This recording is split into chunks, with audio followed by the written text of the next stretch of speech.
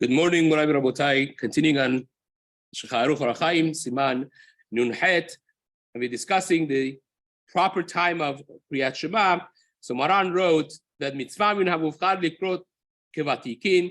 The best way of doing it is to read it like vatikin with netzach hamam, which Maran explains. Shayu mechaverim lekrotam me'at kodem hanetz. They would read it a little bit before netzach hamam in order to finish Geula Litfilah, like the Mara says in Masechet Brachot Daf Dalet, that you make the Gal Yisrael right adjacent to Hashem's Sfatai Tiftach, and that you would start with Netzach Hamam. So we mentioned before that the time of Netz by itself is questionable. The Or Letzion, Rabbi Shaul, holds that it's the very beginning of Netzach Hamam, when the first photons of light, basically from, you could see the actual top of the ball of the sun, and same would go with Chacham Obadiah, that holds like that. The Berurah Chafetz Chaim over here in our Siman also explains it like that. But on the other hand, we mentioned that Shelot Utshuvot Ish Matzliach, it's Siman Tetvav, he holds that, he brings the machloket that there are those who say Sof Hanetz, which means the entire ball of sun is out above the horizon, which takes about 2 minutes and 40 seconds after the first part of the sun is seen. And therefore he says, well, when you have a question, you try to be more later than earlier, because earlier than Netz, it would be the Eved according to everybody. And after Netz, according to everyone, pretty much is acceptable. And according to most Shitas, is still lechatchila. May not be mitzvah min hamuvchar, but still is lechatchila. And that's also the halacha when you don't know when Netz is exactly. Imagine if you don't have the exact time of Netzach Hamam, the halacha would be do it later than earlier, because again, when you do it earlier, you're taking a chance of doing it before Netz, which according to everybody is b'di'evet. But if you do it afterwards, according to many shitas, is still lechatchila. It's just not mitzvah min hamuvchar, and therefore that would be the simple logical conclusion, and that's pretty much the main reason of Ish Matzliach, certainly that we have a machloket, when Netz is, go after the later shita, not the earlier one. And how much earlier, the Ben Ish Chai writes in Parashat Vayera, that you do 6 minutes before Netzach Hamam, that would be sufficient to say Shema and say the Birkot Kriyat Shema, and that's the time limit that he gives us. Now, if you are worried that if you say Tikkun Chatzot at night, then it's going to be too late to wake up and daven b'netz, which one is more important? So everyone says Netz is more important. Wrong. So the Or Letzion writes that the Tefillah b'netz, Maran writes, try to do it. It's mitzvah min hamuvchar, but Tikkun Chatzot, unlike most people think, that's like a nice thing for one of the Rabbanim in town does it for everyone as kavanah. Chacham Eliyahu does it for. Unlike people think, it's actually one of the very strong things that Maran in Shulchan Aruch says every Yireh Shamayim needs to do this, and therefore it's more important. So he writes that it's a chiyuv gadol, it's a big obligation for a person that could do Tikkun Chatzot to do Tikkun Chatzot. Therefore, he says if you have a chance between Netz and that, you take Tikkun Chatzot versus Tefillah b'Netz. As we mentioned before, you may be able to do both of them together. In other words, in order to daven b'Netz, you have to wake up almost an hour before Netzach Hamam in order to get prepared, get dressed, and start the davening 25-30 minutes before Netz. So you're awake an hour before Netz. But as long as you're awake in the morning, you could quickly say Shema by Netz, even if you wake up by Netz.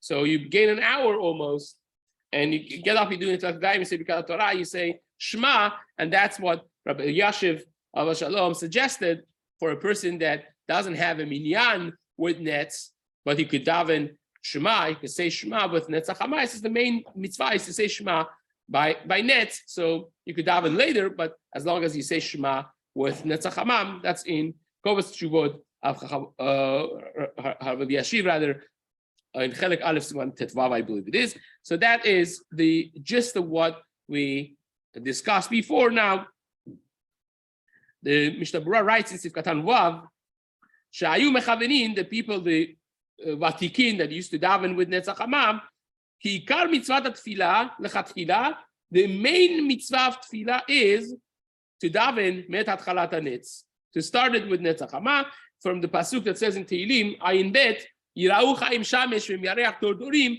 So as much as I want to see you with Shamesh, with the sun, when sun comes up, the day starts. The first thing is you start your day with Tefillah. By the way, the Kabbalistically speaking, also the Kaf HaChaim says that in the time of Chibur, Laila Leyom, you should be always learning or davening. When the night turns into morning and morning turns into night, those times you attach the day and night with connection with HaKadosh Baruch Hu, which is learning or davening, as we're going to discuss this a little bit later as well. You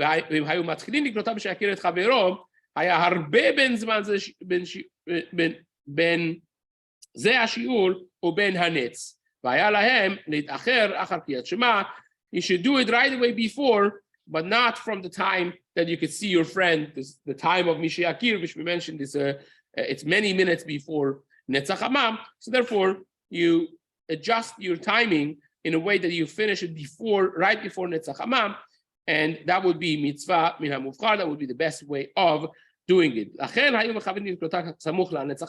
Therefore, the Vatikin would not start it as soon as the time came, which is Mishiakir, but they would do it a little bit later in a way that was adjusted exactly so that when they finish Shema and Birkot Kriyat Shema, they say Gal Yisrael right by Netzach Hamam and Istar Hashem Sfatay Tiftach.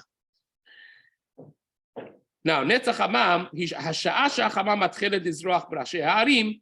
So the language of the Mishna Berurah is that's the time that the sun starts coming on top of the mountains. Now, by the way, a very good question is, what if you have a city that some parts of it are blocked by mountains, some parts of it are not. So some parts, they see the sun different time, they start seeing the sun, than other parts of it. So they bring from Maran Chida, they try to prove from the language of Maran Chida that you try to have one time for the whole city, and you go after the highest point in town, which sees the sun earlier, which again, there's a lot to be talked about this if this was a real shiur, but nevertheless, that is something that's brought in the name of Maran Chida. Now,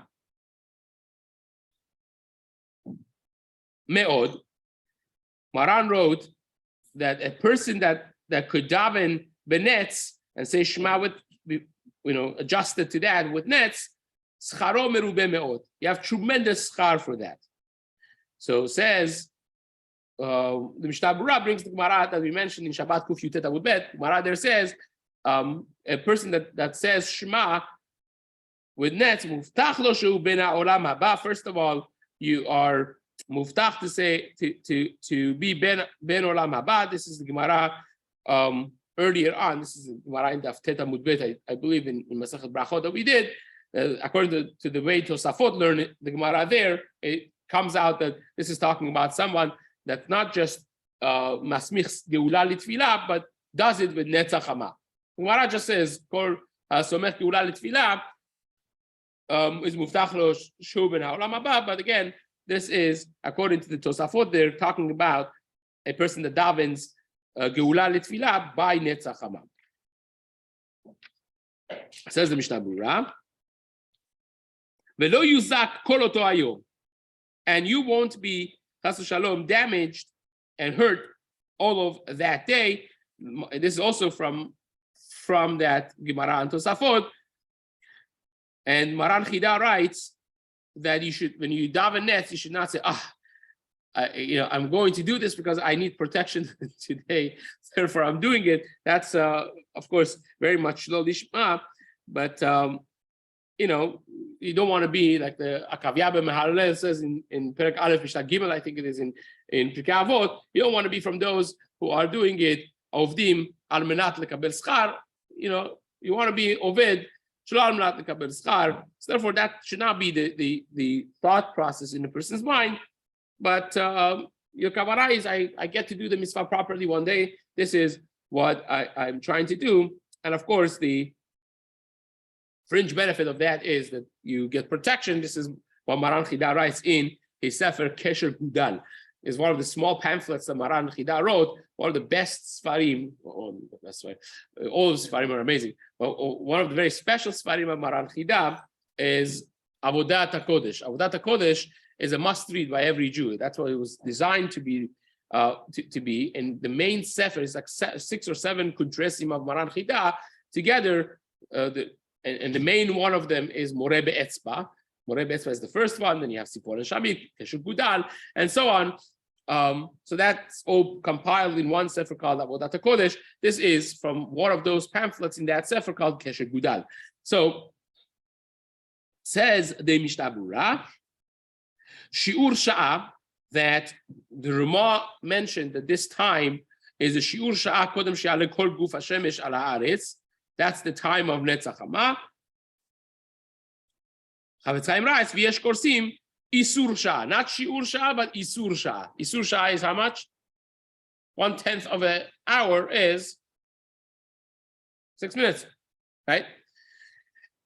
So, Ayin Bebeurah Gerash Katav Shtayich Lomar Shlish Isur Sha'ah, that this is 1/3 of 1/10 of an hour, which means 2 minutes.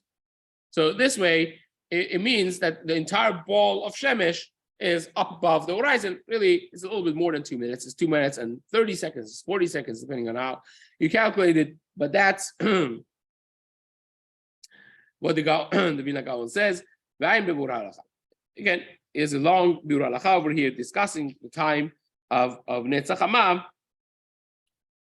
If you take a look from the last page, Sadi Amud Bet, onto Sadi Aleph, Amud Aleph, is a long Biur Halacha that discusses this very halacha over here, which is not, it's well beyond the scope of our talk today. So Maran writes in Seif Bet, if you did not read Shema before Netzach Hama, as we mentioned in Seif Aleph, you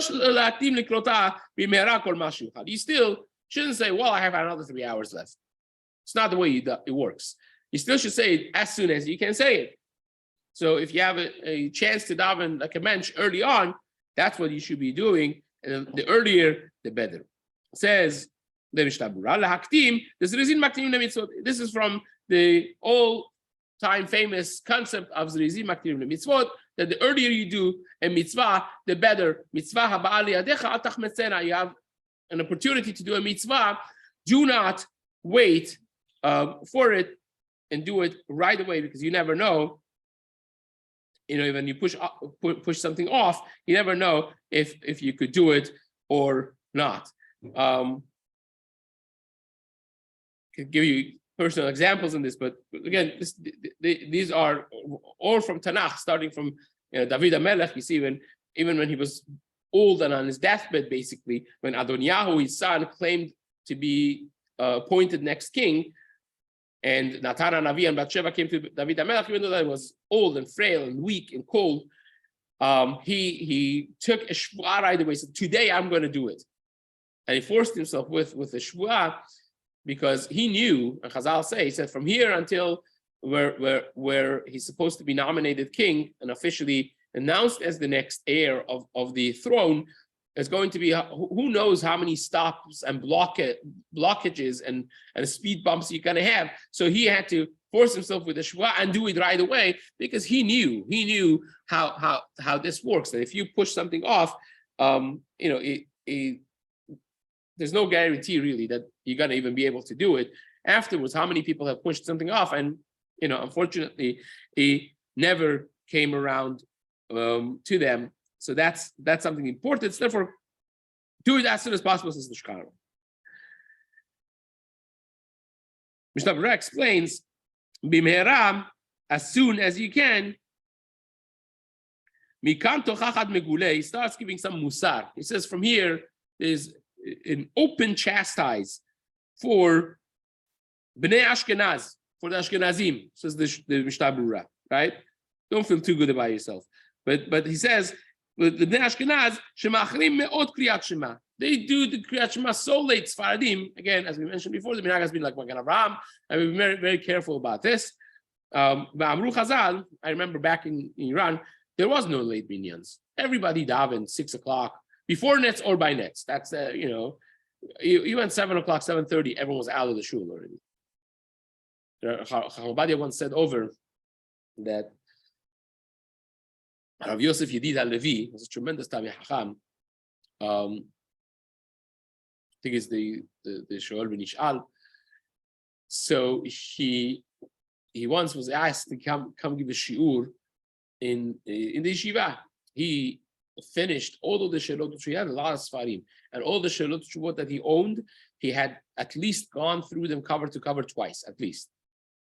A tremendous chacham. Like later on in life, he had the Ashkenazi chavruta, the Ritbaz. Ritbaz was a rav actually in America, in Chicago, and then because he was a very strong personality, and he stood in front of the butchers that they were feeding treif to people. This is before OU, before all those things that they had supervision proper, and so you trusted the butchers, and it was a big problem. And one of the head of the butchers threatened him that if you speak up against us again, I'll kill you. And of course he didn't listen. Yeah, butcher you. And of course he didn't listen. Shabbat morning he stood up by the podium and started speaking again, and the guy took a gun out on Shabbat and shot at him in the Bet Knesset. He missed, Baruch Hashem, but he ran for his life. And he went to Eretz Yisrael with Aliyah.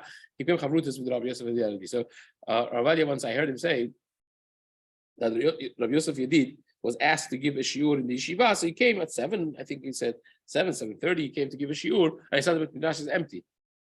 He was very shocked. And then he found out that they haven't even started davening shacharit. He was so unhappy, so dismayed. He said, how are you supposed to produce Talmidei Chachamim if you're not done davening and eating breakfast and ready to learn at 7:30 in the morning? I think it was 7 or 7:30. I don't remember exactly. But that's the type of people who we had. Like he used to daven very early, and he brought a loaf of bread with him from home every day. Yosef did, and he would nibble on it basically the whole day. He would wash, he would eat the kazayit, and then he had like little pieces every few minutes. And by nighttime, when he went home and was ready to go home, he would bench and go home. That was it. That was his food for the entire day. He was sitting by his table learning Torah and writing the entire day with one loaf of bread. That's what it was, right? So again, the zrizut that you have, part of it is not to miss Zman Kriyat Shema, says the Chafetz Chaim. This is especially a problem by Ashkenazim because they follow the Zman of Gura and they delay it. V'amru Chazal, and it's not a good thing. Chazal say this is brought in Yakut Shimoni, Parashat Vayetchanan. It says Ilmaneh lo nivra ha'olam ela bishvil kabalat malchut shamayim dai. If it was only because of people accepting Yokav HaKadosh Baruch Hu's Malchut by saying Shema, that was enough for a whole world to be created just for that. And later on in Siman Petet, we're going to discuss in Mishna Berurah, the Nachon Nimloa Minishtot Hateh veKafeh Baboker. We're going to speak about drinking tea and coffee before Shacharit, which again, these are subjective items we'll discuss when we get there, what Maran Chida writes about this and so on, whether or not it's mutar to have coffee. Can you have coffee with sugar? Can you have coffee with sugar and milk? And all of those are very interesting topics we're going to go through and discuss B'ezrat Hashem in the upcoming Simanim. But nevertheless, he opens it to Musar, to some Tochacha, that people have to be careful to daven and say Shema on time. Now, the Chesed La'alafim, that Rabbi Eliezer Papo, he was a rabbi in Turkey, a tremendous tzaddik and a tremendous gaon. He's known mainly as Plei Yoetz because he's the author of Plei Yoetz, but he was a tremendous posek at the same time. He has a Shelot Utshuvot Plei Yoetz as well, not just the Musar Sefer Plei Yoetz, which is one of the most amazing Sfarim of Musar written ever, but he has also a Sefer Halacha called Chesed La'alafim. He has a Sefer Shas called Orod Elim. He was a world-class Tamei Chacham. So in Chesed La'alafim, by the way, many a very large percentage of the Psakim of Ben Ish Chai is straight out from Sefer Chesed La'alafim. Many times he mentions it, sometimes he doesn't, but that is who Chesed La'alafim is, the Pele Yoetz. He writes that a person does not have a lease on life from one second to another. You have no guarantee. You have no idea. You don't know. So therefore, a person should be. This is a mindset. It's not to live a morbid life. It's not talking about live with pachad every second. It's a mindset of life that I don't postpone things. I always say you have two types of Jews. You have the today Jews and the tomorrow Jews, right? Or people for that matter, right? You have people who are doing everything today, and you have people who do everything tomorrow. When are you going to start the diet tomorrow? Quit smoking tomorrow. Start learning Torah tomorrow. Coming to Amud Yomi tomorrow, right? Tomorrow, and they're being seen tomorrow for forever, right? For as long as you can remember, they always say tomorrow. And then you have the people who they do everything today, right? So that is important to keep in mind as a mindset of a person. And you never know. There's no guarantee on anything, even on life itself. Everyone should live and be well for many years, but this is, certainly true that there's no guarantees. That's the Mishnah says, you're going to be ready at every moment. There's no guarantee of when things are going to be available, when things are not going to be available, and so on. So that's again a mindset. Reb Chaim Palaji writes. Reb Chaim Palaji was also another one of the prolific writers and tremendous chachamim of Turkey. Turkey was the epicenter of Torah, because many of the Spanish Inquisitions went there. At some point, it was the main printing place of the Sfarim, even for Ashkenazim, who sent in Izmir and other places in Turkey that they printed it. So he was from a legendary family of Chachamim. Rabbi Yosef Chazan, the Chikre Lev, the famous Chikre Lev, was the grandfather of Reb Chaim Palaji. He was his mother's father, and he actually was Meshameshim growing up, and his, Rabbi Yitzchak Palaji was his son. Again, he wrote maybe over 70, 80 Sfarim. He was a tremendous Talmid Chacham, Mekubar, and a prolific writer. So he writes that those people who daven Shema late, they answer for themselves that they want to do it because of Taharat HaGuf, they need to go to bathroom, they want to go to mikveh, and so on and so forth. And he says, no, all this shtuyot, right? Because someone that's Chacham and not Berosho. If you're a Chacham, you plan everything. You wake up just so, and you plan it just so, in order to be saying Shema properly and not delay and miss the time of Shema. I remember when I lived in Vienna for many, many months, and one morning was about maybe 10 o'clock. I was in the middle of first seder, learning already for a few hours, and this guy is still, is putting on tefillin to say tefillah. And back then, I didn't really, I was not politically correct. So I walked up to him and I said, "You daven right now? Shame on you." And he tells me, he says, I didn't have a guf naki. I was like, okay, fine, I'm not judging you, but plan it properly. If you plan it properly, if you plan for 5 o'clock a.m., you're not going to end up being here at 10.